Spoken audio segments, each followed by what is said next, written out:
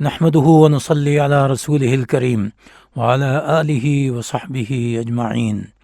أعوذ بالله من الشيطان الرجيم. بسم الله الرحمن الرحيم. الذين يؤمنون بالغيب ويقيمون الصلاة ومما رزقناهم ينفقون. صدق اللہ العظیم. الذین کا معنی ہے وہ لوگ جو، بے کا معنی ہے ساتھ. یہاں محاورے کے لحاظ سے اس کا معنی پر ہے. الغیب لغوی معنی پوشیدہ ہونا ہے، جبکہ یہاں دینی عقیدے کی اصطلاح ہے، یعنی اللہ تعالیٰ کی بتائی ہوئی وہ چیزیں جو انسان اپنے علم اور حواس سے نہیں جان سکتا. واو کا معنی ہے اور. یقیمون وہ قائم کرتے ہیں.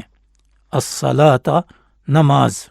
مما دو الفاظ کا مجموعہ ہے.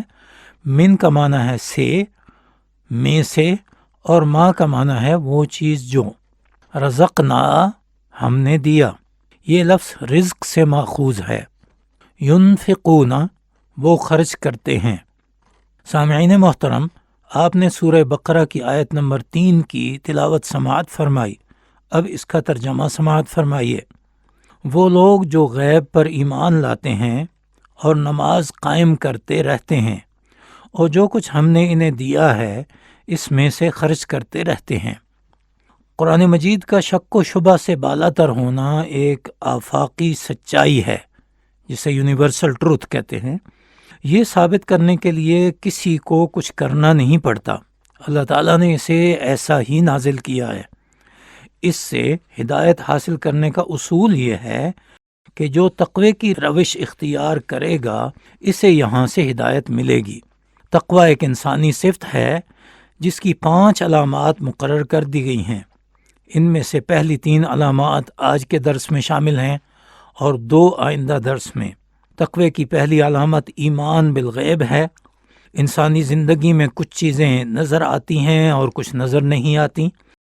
مثال کے طور پر عقیدہ خود نظر نہیں آتا، عمل نظر آتا ہے. روحانی واردات نظر نہیں آتی، جسمانی امور نظر آتے ہیں. اسی طرح سورہ نحل میں انسان کی سواری، زیب و زینت اور بار برداری کے ذرائع میں گھوڑوں، گدھوں اور خچروں کا ذکر فرمایا، اور مزید یہ بتا دیا کہ اللہ تعالیٰ ایسی ایسی چیزیں پیدا کرتے رہیں گے جو ابھی تمہارے علم میں نہیں. سورہ لقمان میں بتایا کہ اللہ تعالیٰ نے تمہارے لیے زمین و آسمان کی چیزیں مسخر کر دی ہیں اور اپنی نعمتیں وافر مقدار میں نچھاور کر دی ہیں.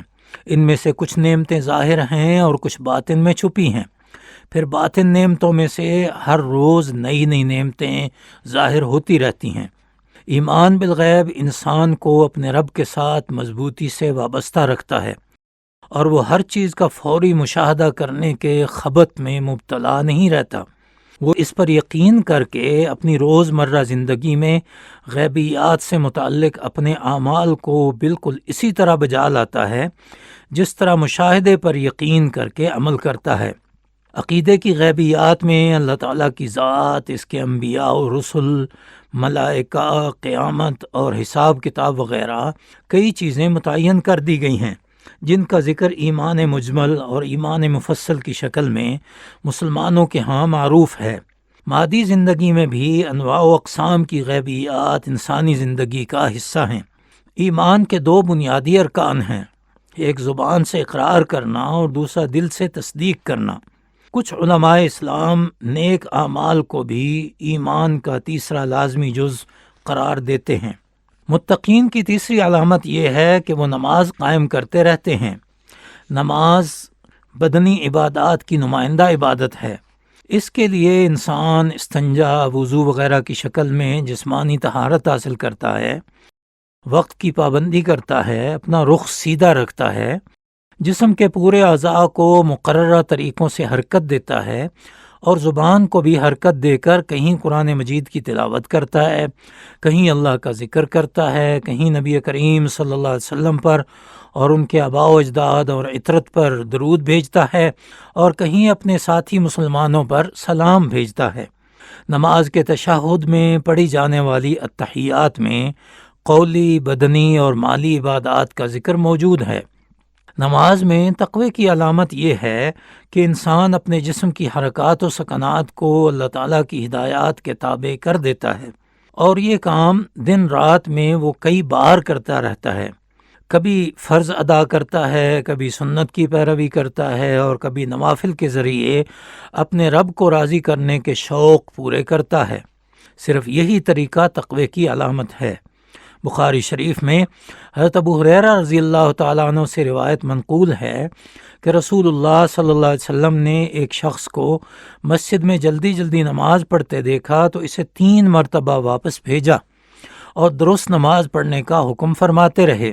جب وہ اس کے باوجود نہیں سمجھ سکا تو آپ صلی اللہ علیہ وسلم نے فرمایا، جب تم نماز کے لیے کھڑے ہو جاؤ تو تکبیر کہو، پھر جتنا قرآن پڑھ سکتے ہو پڑھو، پھر رکوع کرو، رکوع اطمینان کے ساتھ ہو، پھر اس طرح سر اٹھاؤ کہ سیدھے کھڑے ہو جاؤ، پھر اطمینان کے ساتھ سجدہ کرو، پھر اطمینان کے ساتھ سر اٹھا کر بیٹھو، اور اسی طریقے سے ساری نماز پڑھو۔ متقین کی تیسری علامت اللہ کے دیے ہوئے رزق میں سے خرچ کرنا ہے۔ اسے شریعت کی اصطلاح میں مالی عبادت کہتے ہیں۔ اللہ کے دیے ہوئے رزق میں سے کچھ اللہ کی راہ میں خرچ کرنے کا حکم دیا گیا ہے۔ عام حالات میں سب کا سب خرچ کرنے کی اجازت نہیں، اسی میں سے اپنی اور اہل خانہ کی ضروریات پوری کرنا، رشتہ داروں اور پڑوسیوں کے ساتھ تعلق داری نبھانا وغیرہ بہت سے کام ایسے ہیں جو انسان کی ذمہ داریوں میں شامل رہتے ہیں۔ زکوٰۃ کے لیے بھی ایک نصاب مقرر کیا گیا ہے۔ یہی صورتحال زرعی پیداوار، باغات، زمینی خزانوں وغیرہ میں ہے۔ سارا مال نہ ریاست کی ملکیت ہوتا ہے، نہ انفاق فی سبیل اللہ کے تحت آتا ہے، نہ انسان کو فضول خرچی کی اجازت ہے۔ تقوی کی علامت یہ ہے کہ انسان اللہ کی راہ میں مال خرچنے کا عادی ہو۔ اگر کم کی گنجائش ہے تو کم خرچ کر لے، اور زیادہ کی ہے تو زیادہ خرچ کر لے۔ مال خرچ کرنا عبادت ہے اور تقوی حاصل کرنے کا ایک ذریعہ بھی ہے۔ اللہ کی راہ میں خرچ کرنے کی کئی صورتیں ہو سکتی ہیں۔ بھوکے کو کھانا کھلانا، ننگے کو لباس پہنانا، قیدی کا جرمانہ بھر کر اسے چھڑانا، دوسروں کے بچوں کی تعلیم کا انتظام کر دینا، نوجوانوں کو روزگار بنانے میں مدد دینا وغیرہ۔ کوئی بھی ایسی چیز جس سے انسانیت کا فائدہ ہو، بشرطے کہ اللہ تعالیٰ کی ہدایات کی خلاف ورزی نہ ہوتی ہو، انفاق میں شامل ہے۔ ریاکاری اور دکھلاوا اللہ تعالیٰ کو ناپسند ہے، اور اس سے تقوی ختم ہو جاتا ہے۔ اللہ تعالیٰ سے دعا ہے کہ ہمیں بھی تقوی کی دولت سے مالا مال فرمائے۔ وآخر دعوانا ان الحمد للہ رب العالمین۔